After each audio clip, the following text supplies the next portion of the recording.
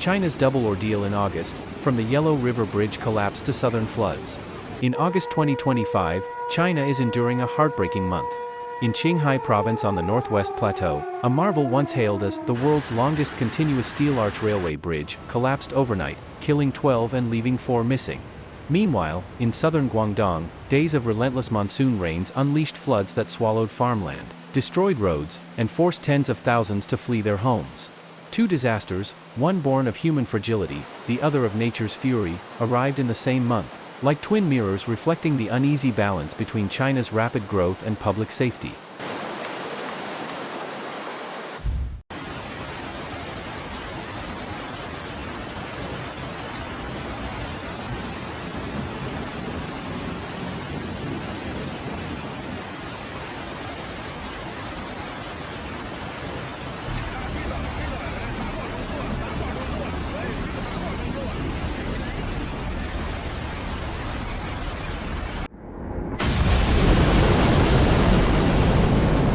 Part 1, A Midnight Crash, the Collapse of Qinghai's Ginga Bridge. Around 3 a.m. on August 22, villagers in Yaku Beach, Dihenglong Township of Hualong County, Qinghai, were jolted awake by a thunderous noise. Many thought it was an earthquake, only to realize moments later that it came from the Ginga Bridge under construction along the Yellow River. Part of the Sichuan-Qinghai Railway, the 596-meter Ginga Bridge boasted a 130-meter arch, the height of a 40-story building. It was China's first steel arch railway bridge across the Yellow River, once celebrated as the world's longest of its kind and a key national project. Built by China Railway Major Bridge Engineering Group, it was scheduled for completion by the end of August 2025, but the project never reached its finish. Dozens of meters of roadway plunged into the roaring Yellow River. Broken steel cables snapped like torn strings, and green steel tubes tumbled down the banks.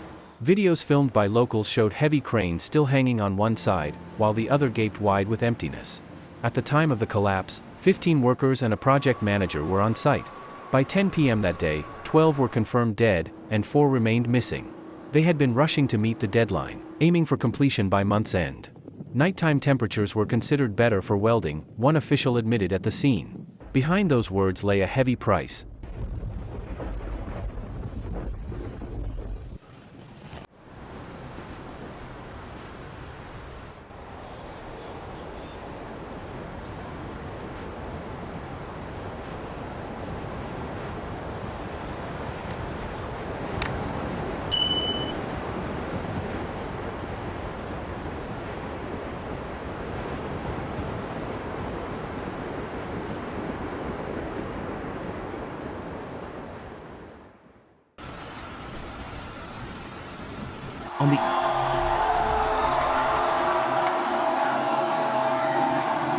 The moment the news broke, Chinese social media erupted.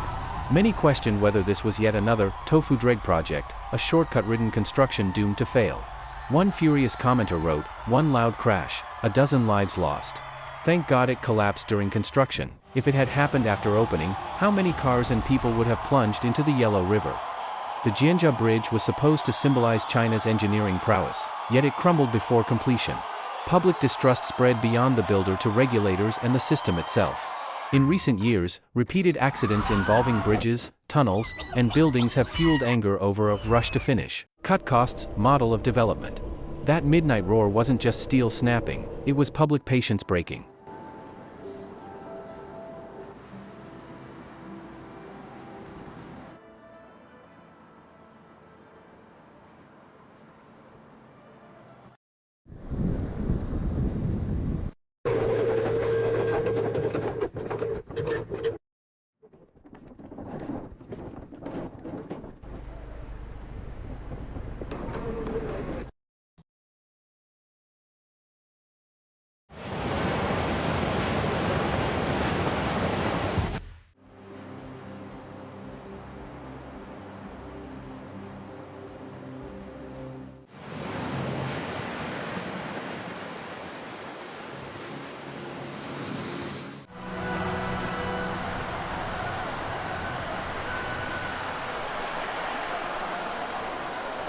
Floods unleashed Guangdong's struggle and resilience.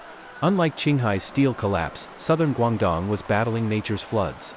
At first, the raindrops fell gently, and farmers looked skyward with hope. But soon the skies darkened, and the rain came down in sheets. Brooks turned into torrents, rivers overflowed their banks, and in moments, floodwaters swallowed villages and cities.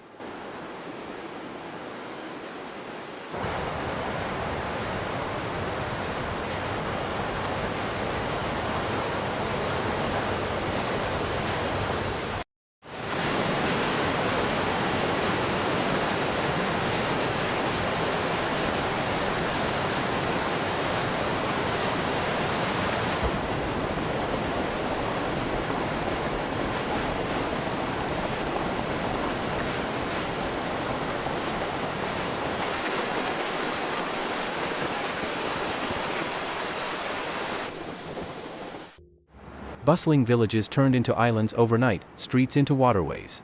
Children who played on riverbanks yesterday now clung to their parents' hands, wading through waist-high water. Market vendors watched helplessly as crates of fruits and vegetables floated away. Families built makeshift rafts out of planks, foam, and barrels, ferrying clothes and photo albums across chest-deep water. Cities fared no better, cars submerged, mall windows shattered, and debris drifted down flooded streets.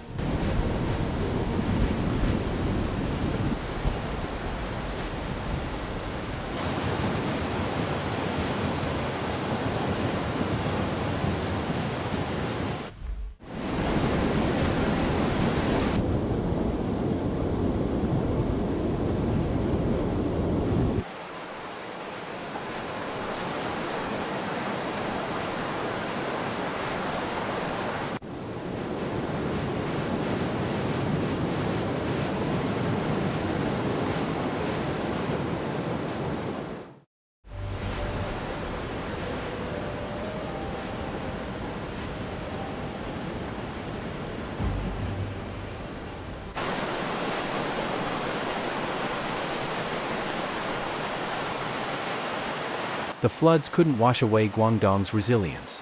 Villagers lined up to pass sandbags, teenagers scrambled onto rooftops to rescue pets, and elders comforted crying children from high ground. Relief trucks rolled in with food, medicine, and clothes. Schools and community halls became shelters lined with mats and blankets. Strangers became friends overnight, sharing meals and stories, and even finding reasons to laugh in the face of hardship. Meanwhile, farmland suffered devastating losses. Rice fields once green like carpets lay submerged, seedlings bent and broken. Exhausted farmers still rushed to save livestock, move feed, and build earthen walls and bamboo fences to hold back the water. When the waters receded, the damage became clear: mud-caked walls, rubble piled on streets, broken bridges, severed roads. Yet life refused to yield. New shoots pushed through the soil, birds returned to eaves, markets slowly reopened.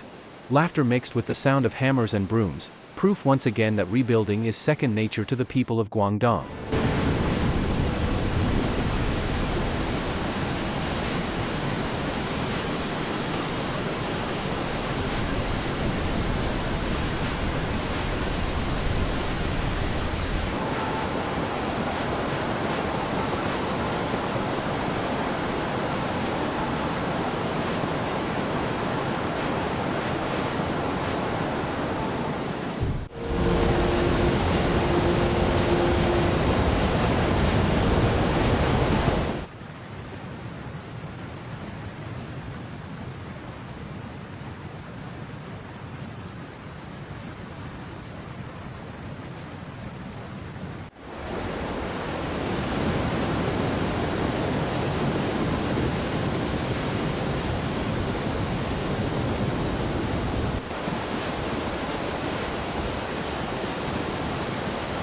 Qinghai's bridge collapse and Guangdong's floods may seem worlds apart, yet they send the same message. Both expose vulnerabilities in China's rapid development. The bridge collapse revealed gaps in oversight and construction quality. The floods showed how infrastructure buckles under extreme weather. Public sentiment was equal parts anger and sorrow. "At least it collapsed during construction," one person remarked. Another, from the flood zones, wrote, "Every washed-out road will be rebuilt by someone, every drowned field will be replanted by someone." This is the cost of life, and the resilience of humanity.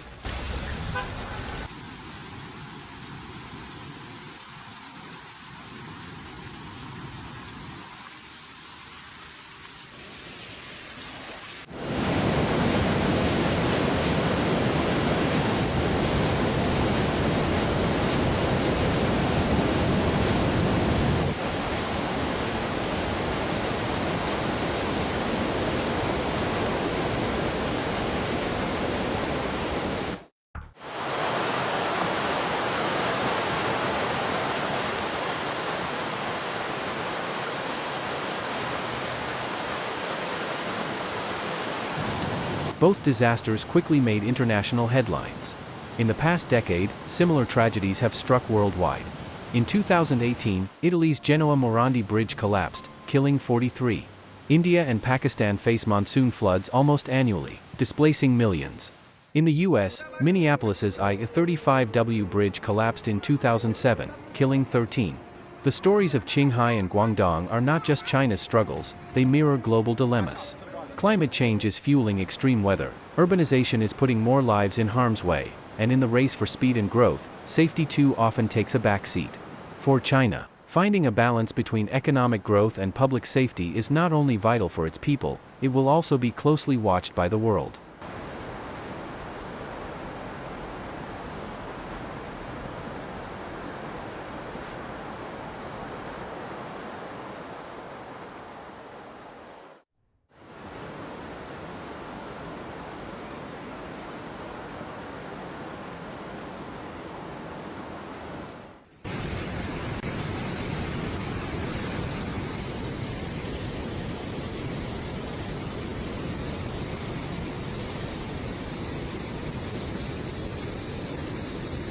August 2025 will be remembered as a dark month in China.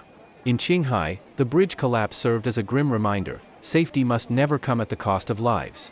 In Guangdong, the floods warned that nature's power must never be underestimated. Yet amid the ruins and the floods, we saw more than death and loss. We saw hands passing sandbags in long chains, volunteers wading through muddy waters with food and medicine, and children smiling even in crowded shelters. This is disaster, but also a test. It is pain, but also hope. Every bridge destroyed will be rebuilt. Every flooded field will be replanted. Every displaced family will find new strength in the arms of their community. China's story this August belongs not only to China, but to humanity. In this era of uncertainty, we all face the same test. How to confront nature's fury, how to prevent human negligence, and how to rebuild faith and hope from the rubble.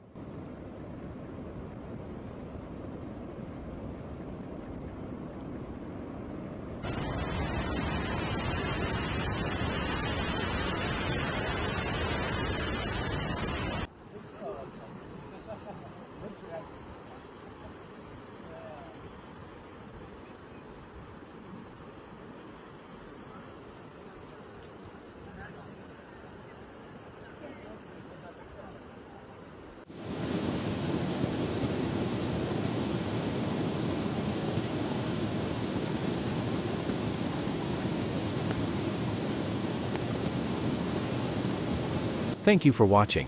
If you found this report helpful, please remember to like, comment, and subscribe. Don't forget to turn on the notification bell, so you won't miss future disaster updates. Some visuals in this program are for illustration only and not from the actual scene. We'll see you in the next episode. Stay tuned, and most importantly, stay safe.